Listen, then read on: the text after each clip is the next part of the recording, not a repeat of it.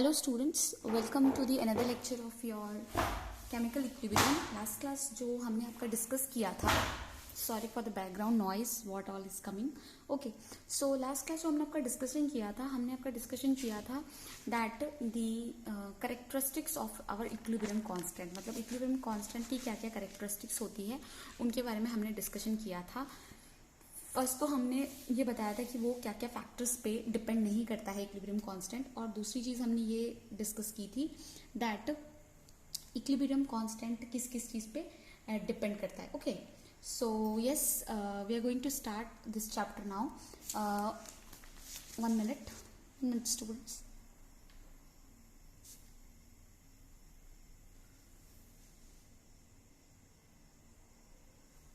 Yes, sorry for the interruption. Yes, we'll start the lecture now. Okay. Yes. Okay. So we have just discussed about the characteristics of what chemical equilibrium, and in that we have discussed about on what all factors it depends and what all factors it doesn't depend. So basically किस किस पे depend नहीं करता था. Initial concentration of reactant, presence of catalyst पे depend नहीं करता था, even presence of inert materials पे भी डिपेंड नहीं करता था आपका इक्विलिब्रियम कांस्टेंट. नाउ किस किस चीज़ों पे डिपेंड करता था? It depends upon mode of representation of a reaction. Means किस तरह किस मोड से आप रिएक्शन का रिप्रेजेंटेशन कर रहे हो, राइट, उस पर डिपेंड करता था. तो yes, these all where the things. Okay, these all where the things in which it is actually depending. और इसके बाद मोड ऑफ रिप्रेजेंटेशन में हमारे अलग अलग टाइप्स के मोड हमने पढ़ रखे थे. जब आपका इक्विलिब्रियम कांस्टेंट, जब आप एकदम डायरेक्शन ऑफ द रिएक्शन को रिवर्स कर दोगे तो क्या होगा? Equilibrium constant will become reciprocal, and after that if you मतलब आप कोई कोफिशिएंट स्टोइकोमेट्रिक कोफिशिएंट से मल्टीप्लाई करोगे तो वो स्टोइकोमेट्रिक कोफिशिएंट उसकी पावर की तरह चला जाएगा. तीसरा हमने एडिशन और मल्टीप्लिकेशन के टर्म्स में भी समझा था. अगर मल्टीप्लिकेशन एडिशन है, अगर एडिशन ऐड कर रहे हो दो केमिकल इक्वेशंस को तो वो आपका मल्टीप्लिकेशन बन जाएगा, एंड अगर आप सब्सट्रैक्ट कर रहे हो तो आपका डिवीजन बन जाएगा. तो equilibrium constant will basically division K1/K2, and here it is K1 × K2. So like that we have discussed so much. Okay, and one more thing that we have already discussed is yes, we have discussed so many numericals regarding this context, right? So many questions we have discussed already. So ये सारे questions तो हम discuss कर चुके हैं. Although we have, I think last we have completed till the graph, right? Endothermic and exothermic की graph के बारे में डिस्कस किया था. तो हमने ये बताया था कि जो log K का वैल्यू, log K जो है वो डिपेंड करता है टेम्परेचर के साथ. उसका रिलेशनशिप है विद इंक्रीज इन टेम्परेचर. आप अगर आपका एंडोथर्मिक रिएक्शन है तो क्या होगा? With increase in endothermic reaction मतलब जहाँ पर हीट आपका एब्जॉर्ब हो रहा हो, राइट? तो एंडोथर्मिक रिएक्शन है तो आपको पता है आपका डेल्टा एच पॉजिटिव होगा, हीट एब्जॉर्ब हो रहा है, राइट? तो आपका ये क्या होगा? ये बढ़ता जाएगा. एंड वैसे ही एक्सोथर्मिक रिएक्शन है तो आपका हीट रिलीज हो रहा है तो ये के log K उसके साथ डिक्रीज करता जाएगा. तो हमने एक रिलेशनशिप भी देखी थी ये वाली, log K2/K1 that is equals to delta H divided by 2.303 R T2 - T1.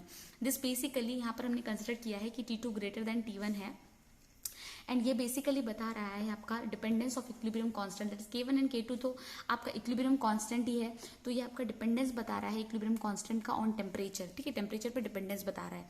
सो आपको पता है K2 इक्विलिब्रियम कांस्टेंट है temperature T2, and K1 is equilibrium constant at temperature T1. ठीक है, एंड डेल्टा एच क्या है? इंथैल्पी ऑफ द रिएक्शन, और R आपका गैस कांस्टेंट. तो बेसिकली आप ये बोल सकते हो, अब जो हम पढ़ने वाले हैं उससे मतलब हमने जो डिस्कस किया था उससे हमें ये पता चला था जो K है वो बेसिकली डिपेंड करता है टेम्परेचर पे, पर जो K की वैल्यू एक्चुअली कौन डिटरमाइन करता है? एक्चुअली डिटरमाइन करता है वेदर K की वैल्यू पॉजिटिव आएगी, नेगेटिव आएगी, जीरो आएगी, वो डिटरमाइन करता है डेल्टा एच. डेल्टा एच क्या है? आपका enthalpy, right? Enthalpy change in enthalpy, और you can say change in heat, right? Delta H तो चेंज इन इंथैल्पी है, और you can say enthalpy of reaction, right? ना हमने केसेस पढ़े थे जब आपका डेल्टा एच जीरो हो जाता है, जब ये चीज जीरो हो जाती है तो ये पूरा टर्म जीरो हो जाता है. और आपको पता है log K1 K2 is equals to zero, मतलब किस log की वैल्यू की log किसका log होता है और उसकी वैल्यू जीरो आती है. तो log 1 की वैल्यू जो होता है वो जीरो आती है, इसलिए हमने K1/K2 हमने ये लिख लिया. ठीक है, K1/K2 को हमने 1 मान लिया, क्योंकि K1/K2 अगर आपका 1 होगा यहाँ पर तो log 1 की वैल्यू जीरो होती है. तो हम इससे हमें क्या पता चला? K2 और K1 इक्वल है. तो इससे क्या पता चला कि डेल्टा एच की वैल्यू अगर जीरो हो रही है तो हमारा K1 एंड K2 इक्वल आ रहा है. ठीक है, इतना डिस्कशन हमने किया था. नेक्स्ट हमने एक और केस देखा था, दैट इज व्हाट कि अगर जब आपकी डेल्टा एच की वैल्यू क्या होती है, नेगेटिव आती है, जब आपकी डेल्टा एच की वैल्यू नेगेटिव आती है तो क्या होता है, तो आपको पता है कि जो आपका डेल्टा एच की वैल्यू नेगेटिव आ रही है, मतलब क्या हुआ, ये जो आप सॉल्व करोगे, जब इक्वेशन इसमें पुट करोगे तो मतलब ये भी आपका नेगेटिव आएगा।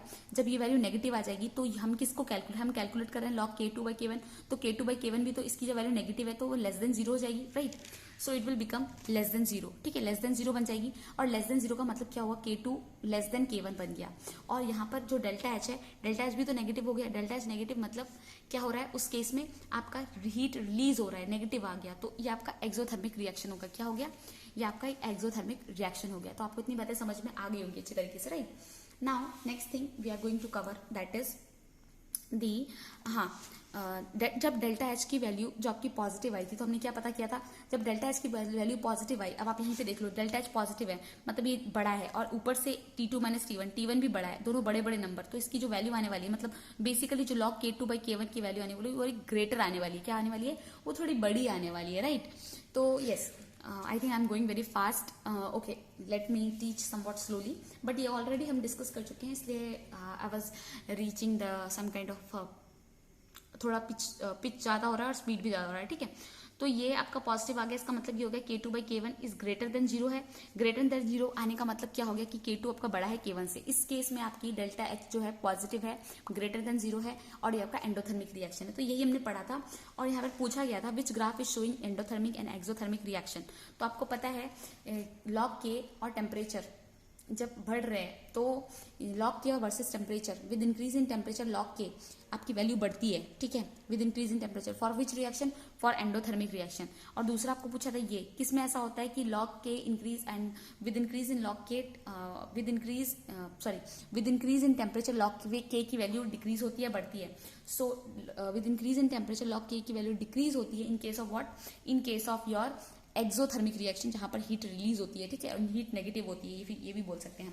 सो आई थिंक यहाँ तक इतनी बातें क्लियर हो गई होंगी। So now will go to the next topic. आज का जो लेक्चर अभी होने वाला है वो पूरा आपका टोटली बेस्ड ऑन न्यूमेरिकल है। हम इस लेक्चर में basically I think if it will go 2 lectures also then it is fine. हम इस पूरे लेक्चर में न्यूमेरिकल को अच्छी तरीके से डील करेंगे, न्यूमेरिकल क्या होता है, कैसे सॉल्व करना है, वो सारी बातें को अच्छे से करेंगे, ठीक है।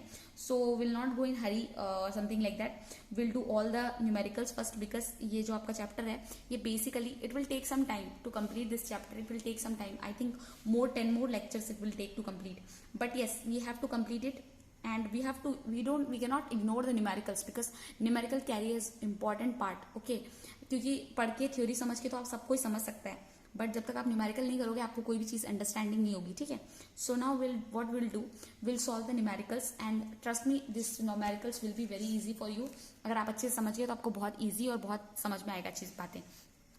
Now the first thing we are going to understand, that is the first question, numerical। आपको क्या दे रखा है H2। इस न्यूमेरिकल में हाँ हम क्या समझने वाले हैं, हम निकालना सीखेंगे कि Kp Kc की वैल्यूज कैसे निकाली जाती है, उसी की चेंजेस कर करके दिया जाएगा और आपको इक्विलिब्रियम कांस्टेंट पे Kp Kc की वैल्यू निकालनी पड़ेगी, ठीक है। तो हम क्वेश्चन को प्रोसीड करते हैं। आपका ये क्वेश्चन बहुत ईजी सा क्वेश्चन है, आपके एनसीईआरटी बुक का है शायद। तो ये H2 गैस है, I2 गैस है, ये दोनों कंबाइन करके 2HI बना रहे हैं, ठीक है। क्या बना रहे हैं, 2HI बना रहे हैं। आपको क्या दे रखा है, आपको मोल मतलब गिवन मास ऑफ H2 दे रखा है क्या दे रखा है, आपको दे रखा है 0.2 ग्राम ऑफ H2 दे रखा है, 0.54 ग्राम ऑफ I2 दे रखा है, and if I said it 0 point, so it's wrong। 2.54 ग्राम आपका आयोडीन दे रखा है और 2.56 आपका HI दे रखा है, ठीक है। HI दे रखा है तो आपको अच्छे समझ में आ गया होगा। अब आपको इसको सॉल्व करना है। इसमें क्या बोला है आपको, ये सारे वैल्यूज दे रखे हैं, आर ऑब्टेन्ड, ये ऑब्टेन्ड हो रहे हैं, ये सारे वैल्यूज जो हैं ये ऑब्टेन्ड हो रहे हैं एट इक्विलिब्रियम, ठीक है। इक्विलिब्रियम पे ये सब हो रहा है इन अ 1 लीटर वेसल। किस में हो रहा है ये, 1 लीटर के वेसल में हो रहा है, ठीक है। 1 लीटर वेसल मतलब जो वेसल का वॉल्यूम है वो 1 लीटर है, इतना बता दिया आपको। अब आपको क्या पूछा है, कैलकुलेट Kc एंड Kp। आपको पूछा है कैलकुलेट करो Kc and Kp for the following reaction. Kc मतलब आपका इक्विलिब्रियम कांस्टेंट, राइट, और Kc जो आपका इक्विलिब्रियम कांस्टेंट सॉल्यूशन के लिए जो हम निकालते हैं, राइट। सॉल्यूशन मतलब लिक्विड और सॉलिड पे तो होता नहीं है, तो आपका लिक्विड और गैस के लिए, और केपी जो आपको पता है, आपको सिर्फ आपका गैस के लिए होता है, राइट। तो हमको निकालना है। आपको सबसे इंपॉर्टेंट चीज़ जो यहाँ पर पता करनी है वो आपको ये पता करना है कि यहाँ पर हाइड्रोजन का मास कितना है। हाइड्रोजन का मास आपको पता है एटॉमिक मास 1 होता है, आयोडीन का एटॉमिक मास होता है 127। इतनी चीज़ क्लियर होगी। आपको इक्वेशन दे रखी है, हम इसको अप्रोच कैसे करेंगे इस क्वेश्चन को। सबसे पहली चीज़ जो हम इस क्वेश्चन में करेंगे अप्रोच करने के लिए, that is H2 plus I2 that is giving HI। ये H2 और I2 आपस में कंबाइन करके क्या बना रहे हैं, HI बना रहे हैं। क्या बना रहे हैं, HI बना रहे हैं। और आपको पता है एट इक्विलिब्रियम कांस्टेंट जो है, इक्विलिब्रियम पे इनका जो नंबर ऑफ गिवन मास दे रखा है दैट इज 0.2, 2.54 एंड 2.56। तो हमने वहीं पे लिख दिया 0.2, 2.54 एंड 2.56। ये निकल गया, इतना निकल गया, इतना आ गया हमारे पास, ठीक है। अब हमको क्या निकालना है, हमको पता है हमारे पास ग्राम है, हमको ग्राम का तो काम नहीं है, हमको नंबर ऑफ मोल्स का काम है, राइट। और नंबर ऑफ मोल्स हमको कंसंट्रेशन निकालनी है। Concentration is equal to what, हमको निकालनी है कंसंट्रेशन, और concentration is equal to what, number of moles divided by volume. तो नंबर ऑफ मोल्स निकालने के लिए आपको क्या चाहिए होगा, आपको गिवन मास तो चाहिए होगा, divide by molar mass. Given mass already दे रखा है इक्विलिब्रियम पे। और देखिए एक और चीज, जो भी बातें हो रही हैं वो सब इक्विलिब्रियम पे हो रही हैं, क्योंकि हम इक्विलिब्रियम की ही बात कर रहे हैं, ठीक है। आगे आप जो क्वेश्चन करेंगे आपको समझ में आएगा जहां पर बातें इक्विलिब्रियम की नहीं भी की होंगी, ठीक है। तो number of moles mass by molar mass. अब देखो मास ये है 0.2, हाइड्रोजन का मोलर मास कितना होता है, 2 हाइड्रोजन है तो आपका 2 हो गया, 1 के लिए 1, 2 के लिए 2, राइट। और आयोडीन का कितना होता है, आयोडीन का आपका दे रखा है गिवन मास 2.54, और मोलर मास कितना होता है हमने कैलकुलेट किया था 127 होता है। एक आयोडीन का 127, तो यहाँ पर 2 है I2, तो 2 से मल्टीप्लाई कर दिया तो 254 आ गया, राइट। एंड HI का कितना है 256, कितना है 256 गिवन मास है, और मोलर मास कितना हुआ 127 प्लस आपका 2 कर दिया, ठीक है। 2 तो 1 कर दिया, एक हाइड्रोजन है क्योंकि ना, तो 1 कितना हो गया 128। अब इसको सॉल्व कर लिया, ये पॉइंट्स ये डेसिमल है, राइट। तो हम इसको सॉल्व कर लेंगे तो 0.1 आ गया, इसका आ गया 0.001 आ गया, एंड इसका आ गया, हमने जब सॉल्व किया तो क्या है आपका 0.02 आ गया। क्या आ गया 0.02 आ गया। तो इतनी बातें हमको क्लियर होंगी कि हमने सबसे पहले इक्विलिब्रियम में उसके मास को लिख दिया जो हमारे पास गिवन इन्फॉर्मेशन थी, उससे हमने नंबर ऑफ मोल्स निकाल लिए। अब हमारे पास नंबर ऑफ मोल्स निकाल चुके हैं हमने, और हमको ये पता हुआ है कि आर ऑब्टेन, यहाँ पर लिख के रखा है are obtain at equilibrium in a 1 litre vessel. आपको वॉल्यूम दे रखा है, वॉल्यूम दे रखा है, राइट। तो आप कंसंट्रेशन निकाल सकते हो। तो concentration is equals to what हो जाता है, क्या होता है आपका concentration equals to number of moles by volume. अब आपने नंबर ऑफ मोल्स तो ऊपर निकाल लिए हैं। फर्स्ट का नंबर ऑफ मोल्स, हाइड्रोजन के लिए नंबर ऑफ मोल्स क्या है आपका 0.1 है, ठीक है। उसके बाद आयोडीन के लिए आपका नंबर ऑफ मोल्स क्या है 0.01 है, ठीक है। देन आपके पास HI का नंबर ऑफ मोल्स कितना है 0.02 है। अब इसको वॉल्यूम से डिवाइड कर दो तो ये 0.1 divide by 1 litre, 0.01 divide by 1 litre, 0.02 divide by 1 litre. इसको सॉल्व, ये हो गया, ये हमारा कंसंट्रेशन आ गया। अब हमारे पास जब कंसंट्रेशन आ गया है तो हम क्या करेंगे, हम Kc आराम से निकाल सकते हैं, राइट। सो हमको पता है हमारे पास Kc हम कैसे निकालते हैं, Kc हम निकालते हैं प्रोडक्ट की कंसंट्रेशन डिवाइड बाय रिएक्टेंट की कंसंट्रेशन। अब देखो प्रोडक्ट की कंसंट्रेशन में क्या है HI, स्टोकियोमेट्रिक कोफिशिएंट 2 है, तो ये it will go as power, पता है आपको स्टोकियोमेट्रिक कोफिशिएंट 2 है, it will goes as power HI to the power 2, right, HI to the power 2। And यहाँ पर क्या है, ये क्या है आपका H2 है, एंड ये क्या है आपका I2 है, राइट। तो ये एज इट इज H2I2 क्योंकि यहाँ पर कोई स्टोकियोमेट्रिक कोफिशिएंट नहीं था। अब हमने क्या निकाला है, हमने HI निकाला है। HI का कंसंट्रेशन क्या है, ये है 0.02 डिवाइडेड बाय 1 लीटर। 1 लीटर लिखो या ना लिखो बात तो बराबर ही है, राइट। तो हमने 0.2 स्क्वायर लिख दिया क्योंकि यहाँ पर स्क्वायर पहले से दे रखा था, ठीक है ना। H2 का क्या किया हमने, H2 हमको पता है ये है 0.1, अगेन 1 लीटर, हम इसको इग्नोर कर देंगे क्योंकि 1 एनीथिंग हमको पता है कि कोई भी चीज नीचे तो डिविजिबल 1 से ही हो रही है, तो 0.1 लिखा और यहाँ पर लिखा 0.01। अब इसको हम थोड़ा सॉल्व कर लेंगे। देखो सॉल्व करने का बहुत ईजी तरीका है, इसको 0.02 को मल्टीप्लाई कर दिया 0.02 से, और इसको भी हम 0.1 मल्टीप्लाई 0.01, ये पॉइंट और ये पॉइंट आपस में कैंसिल हो गए तो 2/1 हो गया। ये पॉइंट था, ठीक है, यहाँ पर एक और 0 मान लो, ये भी कट गया तो 4 हो गया। और ये डिनोमिनेटर में अगर आपका कैलकुलेट करोगे, ये पॉइंट को हटाओगे तो यहाँ पे 10 आ जाएगा, राइट। यहाँ पे 0 लगा दोगे तो ये 2/10 आ जाएगा, सॉरी ये 4 मल्टीप्लाई करोगे तो 4/10 आ जाएगा, राइट। ये तो 4/10 आ जाएगा। ये तो सिंपल कैलकुलेशन आप कर लोगे, मैथमेटिक्स तो आपको आती है, इतनी बेसिक मैथमेटिक्स है क्लास 8 तक की, राइट। तो 4/10 आ गया। इसको जब हमने सॉल्व किया तो हमारा 0.4 आ गया, और 0.4 क्या आ गया आपका Kc का वैल्यू आ गया। क्या आ गया, Kc का वैल्यू आ गया। नाउ अब आपको क्या पूछा है, आपको केपी पूछा है। क्या यहाँ पर आपको कोई भी टर्म प्रेशर एटमॉस्फेरिक के टर्म में दे रखी है? नहीं दे रखी है। तो आप केपी कैसे निकालोगे? तो हमको पता है हमारे पास एक बहुत एक्सीलेंट सा फॉर्मूला है केपी के लिए, राइट। केपी के लिए हमारे पास फॉर्मूला है जो हमने केपी एंड केसी के रिलेशनशिप से निकाला था। दैट इज व्हाट हमारा KP is equals to KC R T delta NG. क्या है? R T delta NG. अब हम देखो डेल्टा एनजी कैसे निकालेंगे, आपको पता है डेल्टा एनजी आपकी गैसियस मॉलिक्यूल्स मतलब नंबर ऑफ मोल्स जो कि गैसियस में प्रेजेंट है वही होते हैं। अब देखो यहाँ पर दोनों साइड गैसियस ही हैं, बट देखो यहाँ पर गैस 2 गैसेस प्रेजेंट है, यहाँ पर 1 और 1 2 हो गया। तो डेल्टा एनजी की वैल्यू कितनी आ जाएगी? डेल्टा एनजी एनपी मतलब प्रोडक्ट में कितने मोल्स हैं गैसियस के, एंड रिएक्टेंट में कितने मोल्स हैं, तो दोनों में 2 थे तो कैंसिल होकर 0 हो गया, राइट। क्लियर हो गया? इतनी बातें अभी तक क्लियर आ रही है, समझ में आ रही है ना कि इतना हो गया, क्लियर हो गया ना। नेक्स्ट थिंग, अब हम क्या करेंगे, अब हम इसमें पुट कर देंगे, ठीक है। ये 0 आ गया, इसको हम पुट कर देंगे। केपी देखो KP is equals to KC R T and delta NG. R T delta NG की जगह पे 0 पुट कर दिया। अब आपको पता है R T anything to the power 0 is equals to 1, तो ये वाला टर्म तो आपका वैसे ही 1 हो गया, राइट।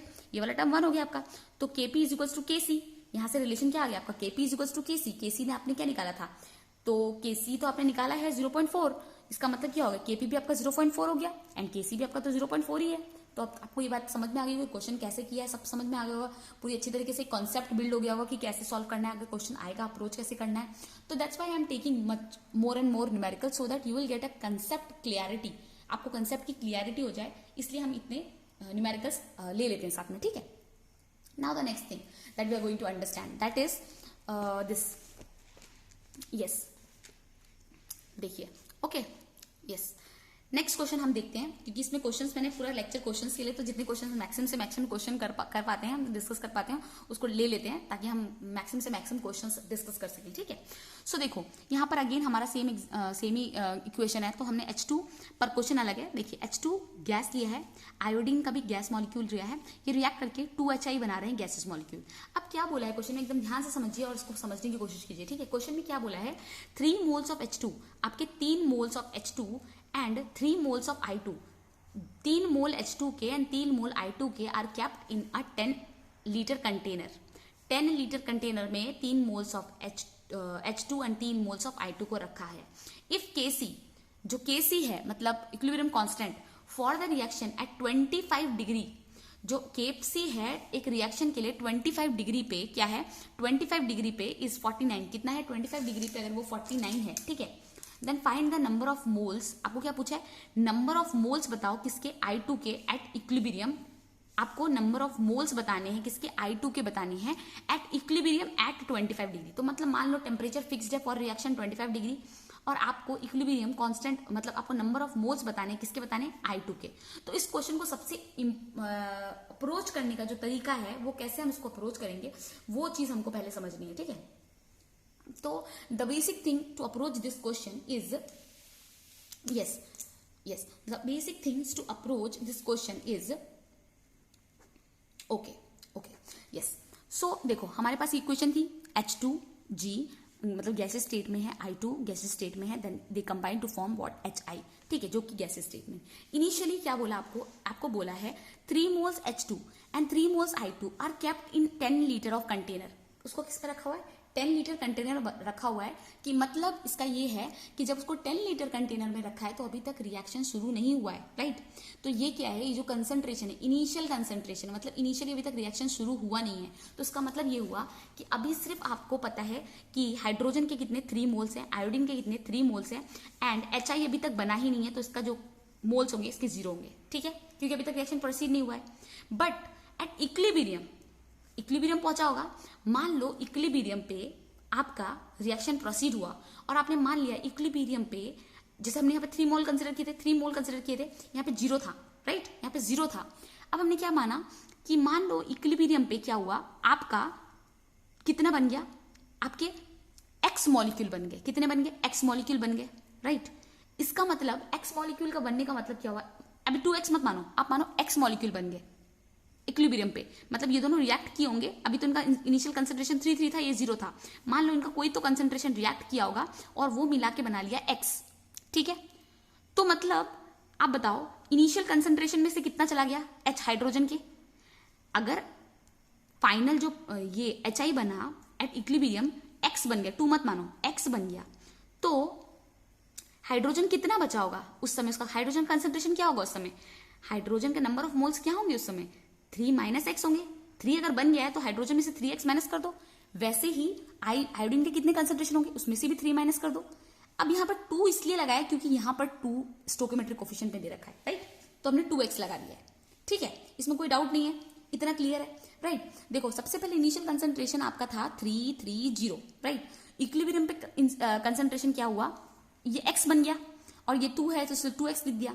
अब ये सोचो इक्विलिब्रियम पे अगर ये 2x बन रहा है, ये x बन रहा है, तो मतलब जो इनिशियल जो नंबर ऑफ मोल्स हैं वो अब इक्विलिब्रियम पे हाइड्रोजन नंबर ऑफ मोल्स कितने होंगे, 3 माइनस एक्स, जो x बना है वो इसमें से माइनस कर दो, राइट, उतना ही तो बनेगा। एंड वैसे ही 3 माइनस एक्स इतना हो गया, बातें क्लियर होगी। नाउ हमको क्या करना है, हमको निकालना है, हमको पूछा क्या हुआ है, हमको find the number of moles of I2 निकालना है। वो हम निकालेंगे, कैसे निकालेंगे बताएंगे। Number of moles of I2 at equilibrium निकालना है। तो number of moles of I2 at equilibrium हमको पता है यही है 3 माइनस एक्स। एक्स की वैल्यू हमको पता नहीं है, सारा काम तो एक्स के लिए वैल्यू के लिए निकालने के लिए हो रहा है, राइट। सारा काम हम कर रहे हैं एक्स की वैल्यू निकालने के लिए, right. Now next thing, concentration at equilibrium. हमको क्या करना है, सबसे पहले कंसेंट्रेशन निकालना है एट इक्विलिब्रियम, ठीक है। इक्विलिब्रियम पे कंसेंट्रेशन निकाल रहे हैं हमको पता है कंसेंट्रेशन का फॉर्मूला क्या है, number of moles divide by volume. Number of moles क्या है, नंबर ऑफ मोल्स है 3 minus x for hydrogen at equilibrium. Equilibrium पे निकालना है कंसेंट्रेशन, क्योंकि वही तो काम का है, वही तो केसी दिलाएगा, वही तो कांस्टेंट होता है, वही तो केसी होता है, राइट। इक्विलिब्रियम होना जरूरी है, राइट। अब देखो आपने क्या किया, number of moles 3 minus x और वॉल्यूम आपको कितना दे रखा था, आपको दे रखा था कैप्टिन 10 लीटर कंटेनर, राइट। तो आपने 10 से मल्टीप्लाई कर दिया, अगेन 3 माइनस एक्स 10 से मल्टीप्लाई कर दिया, ये हो गया 2x को भी 10 से, सॉरी मल्टीप्लाई नहीं डिवाइड कर दिया, 10 से डिवाइड, 10 से डिवाइड, 10 से divide, because number of moles divide by volume. अब आप निकालोगे सिंपल सा फॉर्मूला, आपको यहाँ पर पहले से ही केसी दे रखा है। If the KC of the reaction at 25 is 49 दे रखा है केसी, ठीक है। तो हमने क्या किया, KC is equals to H I, हमको पता है कैसे निकालेंगे, again same KC is equals to आपका प्रोडक्ट का कंसेंट्रेशन, और यहाँ पर पहले से 2 है इसलिए हमने क्या किया, इसको स्क्वायर में दे दिया है, राइट। और रिएक्टेंट का कंसेंट्रेशन H2I2, ठीक है। आपको पता है HI की वैल्यू क्या है, HI की वैल्यू है 2x/10, इसको हमने स्क्वायर कर दिया क्योंकि यहाँ पर स्क्वायर है। आपको पता है H2 की वैल्यू क्या है, x minus 3 minus x divide by 10, and I2 की वैल्यू क्या है आपकी, I2 की वैल्यू है आपकी 3 माइनस एक्स अगेन 10, तो ये 2x स्क्वायर और ये 10 और ये 10 स्क्वायर हो गया, यहाँ का 10 यहाँ का 10, ये दोनों मल्टीप्लाई करके 10 स्क्वायर हो गया, 10 स्क्वायर आपस में कैंसिल हो गए, क्या हो गए, कैंसिल हो गए आपस में, ठीक है। 10 स्क्वायर आपस में कैंसिल हो गए। ना जो नेक्स्ट चीज हमको इसमें समझनी है, दैट इज 10 स्क्वायर और 10 स्क्वायर आपस में जब कैंसिल हो गए तो हमारे पास क्या बचा, 2x square divided by 3 minus x whole square, right. 2x whole square 3 minus x whole square. अब आपको पता है ये क्या निकला है, ये बेसिकली केसी निकला है। So KC is equals to 2x square divided by 3 minus x whole square, right. क्या निकला है KC, KC is equals to यही तो है 2x square minus 3x square 3 minus x whole square, right. अब इसको कैसे सॉल्व करो, आपको पता है केसी का वैल्यू हमारा पहले से दे रखा है कि केसी 49 है हमारा, ठीक है, क्या है 49 दे रखा है, तो हमने 49 यहाँ पे लिख दिया है, ठीक है। अब हम यहाँ पर 49 वैल्यू पुट कर देंगे, और आप देखो ये 2x square 3 minus x whole square, इसको हम ऐसे लिख सकते हैं 2x divided by 3x to the power whole square, right, लिख सकते हैं, लिखने का तरीका ही तो है, ऐसे चाहे तो ऐसे लिख सकते हैं, वैसे चाहेंगे तो वैसे लिख सकते हैं, ठीक है, लिखने का तरीका ही है, राइट। So understood. अब देखो ये स्क्वायर है, स्क्वायर को अगर हम यहां भेज दें, ये इस इक्वल्स टू के इधर भेज दें, तो क्या होगा, ये स्क्वायर कन्वर्ट हो जाएगा रूट में, किसके रूट में, इसके रूट में कन्वर्ट हो जाएगा। इतनी, ये तो सिंपल बेसिक मैथमेटिक्स है, ये सब बेसिक मैथमेटिक्स है जो आपको आनी चाहिए। अगर आपको नहीं आती है तो बहुत बुरी बात है, अगर आपको नहीं आती है, ये बेसिक मैथमेटिक्स है, क्लास 8 के बच्चे भी जानते हैं, क्लास 6, 7, 8 के बच्चे जानते हैं, ठीक है। तो ये बेसिकली मैथमेटिक्स है, ये स्क्वायर है इधर चला जाएगा तो ये आपका रूट ओवर हो गया। अब आपको पता है रूट ओवर 49 किसका स्क्वायर है, 7 का स्क्वायर है, तो आराम से इसमें से क्या निकल आएगा, इसमें से 7 निकल आएगा, क्या निकल आएगा, 7 निकल के आ जाएगा, राइट। और ये स्क्वायर तो आपका बचा नहीं है, 2x है डिवाइडेड बाई 3 माइनस एक्स, क्या हो गया, 3 माइनस एक्स हो गया। क्लियर, अभी तक ये बातें समझ में आ गई होंगी। अब देखो ये रूट का इसका तो लिया, आपको पता है ये बेसिकली क्या है आपका 49 दे रखा है, राइट। 49 दे रखा है का मतलब ये हुआ, 1 मिनट स्टूडेंट्स, यस 49 दे रखा है का मतलब ये हुआ कि रूट ओवर 49 है, तो इस 49 को हम लोग ऐसे भी लिख सकते हैं रूट ओवर 7 इंटू 7, क्योंकि 7 7 49, अब ये पेयर आ गया, इसमें से एक बाहर ले लो तो क्या होगा, 7 आ गया, 7 आ गया ना राइट हैंड साइड में, राइट, 7 आ गया। अब हमने क्या किया, यहाँ पर 7 लिख दिया, इसको लिख दिया 2x divided by 3 minus x आप इसको ऊपर लेके चले गए, ठीक है, राइट हैंड साइड में इसको लेके चले गए, सॉरी लेफ्ट हैंड साइड में लेके चले गए, तो मल्टीप्लाई कर दिया, ठीक है। ऐसे तो था ना, ये देखो 7 3 minus x is equal to 2x, right, 2x कर दिया। अब ये 3 7 21 हुआ माइनस 7x हुआ और that is equal to 2x हो गया, राइट। इतनी बात समझ में आ गई। अब हमको 7x की वैल्यू निकालनी है, 21 इसको एज इट इज रखने दिया, 2x इसको यहां लेके चले गए प्लस 7x, ये टोटल 9x हो गया, ये 21 हो गया। अब आपको पता है ये कैसे डिवाइड होगा, x क्या निकालोगे, 21 डिवाइड बाई 9, ये 3 से कट जाएगा, 3 7 21 क्या आ गया, 3 7 21 आ गया। x is equal to what, 7/3, ऐसी कुछ आंसर आया 7/3। और अगर इस 7/3 को आप सॉल्व करोगे तो आपका क्या हो जाएगा, 3 पॉइंट एंड देन 1 0 3 6 18 3 5 15 3 4 12, सो कुछ समथिंग 2.33 के अप्रॉक्स आ जाएगा आपका, 2.3 के अप्रॉक्स आ जाएगा। देखो 3 and 7 इसको अगर आप सॉल्व करोगे तो कितना आएगा, 3 2 6 and 1 रिमेनिंग, देन 0 देन 3 3 9, सो 2.33 के अप्रॉक्स आएगा, ठीक है। ये आप करके देख लेना कितना आएगा आंसर। तो x की वैल्यू इतनी आ गई। आपको सिर्फ x तक नहीं सॉल्व करना है, एक बात याद रखो, आपको x तक नहीं, आपको अभी x की वैल्यू मिली है। आपको क्या पूछा है क्वेश्चन में, आपको पूछा है find the number of moles of I2 at equilibrium. So the number of moles of I2 at equilibrium is 3 minus x. And even अगर आपको हाइड्रोजन भी पूछा होता तो यही बोला था कि number of moles of hydrogen at equilibrium, तो भी 3 माइनस एक्स, सेम था ना। सेम इसलिए था क्योंकि यहाँ पर पहले से दे रखा था 3 मोल्स एंड 3 मोल्स, ठीक है, वो भी हम बताएंगे नेक्स्ट क्वेश्चन में, वो भी बताएंगे। So now what you will do, you will write down that the number of moles of I2 at equilibrium is equals to 3 minus x. तो x की वैल्यू 2.33 और आंसर इसको माइनस किया तो 0.66, तो ये वैल्यू आ गई नंबर ऑफ मोल्स की x की, ठीक है। तो आई थिंक इतनी बातें समझ में आ गई होंगी। आज का लेक्चर काफी बड़ा हो गया है, तो हम यहीं पे रुका देते हैं आज के लेक्चर को। एंड नेक्स्ट क्लास में हम आपके कुछ एग्जांपल्स और डिस्कस करेंगे जो कि इक्विलिब्रियम कांस्टेंट केसी पे डिपेंड करते हैं, देन केपी के भी कुछ एग्जांपल्स डिस्कस करेंगे। So thank you student, this is for the today's class.